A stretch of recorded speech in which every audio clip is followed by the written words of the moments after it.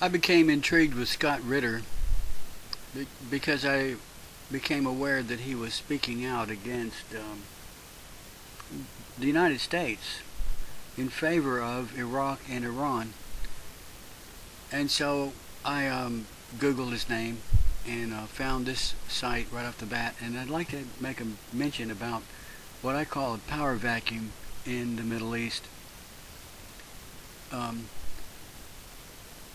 Scott Ritter, in this little short transcript on the site called The Nation, which is a reprinted a transcript of a conversation between Ritter and Seymour Hersh in reference to his book called Iraq Confidential,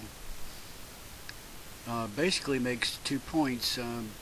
Hersh says that if the U.S. troops immediately leave Iraq, basically saying it will leave a power vacuum and there will be chaos and turmoil. And I agree with Hersh on that. And Ritter appears to be unconcerned about that.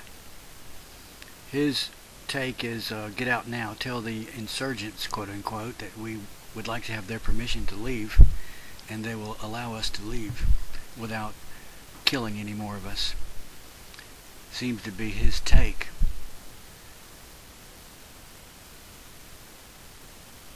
What I am mystified about is Ritter's belief that it was policy of the U.S. government to remove Saddam from office through the use of sanctions, which supposedly, on the face of it, were to cause Saddam to disarm. But the actual truth of the sanctions, according to Ritter, was that it was an effort to remove Saddam from power.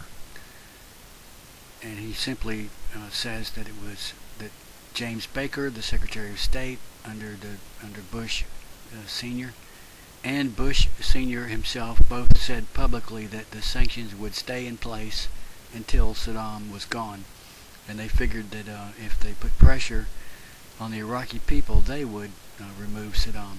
But I don't understand this thinking. If that was the thinking of both George Bush Sr. and Clinton after him, that seems to be illogical on their part.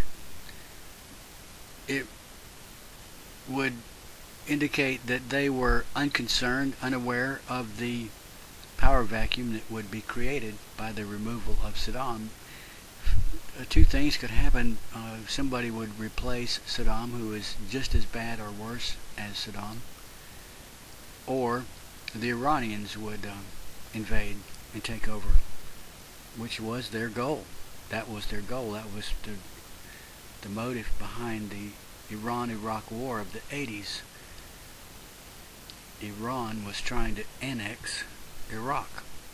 And the only reason, apparently, that they were unsuccessful was because of Saddam's weapons of mass destruction. He had chemical weapons, and he killed a lot of Iranians. But now that we're on the topic of Iraq, there seems to be new evidence that Al-Qaeda was indeed in Iraq before the invasion, before the U.S. invasion in 2003.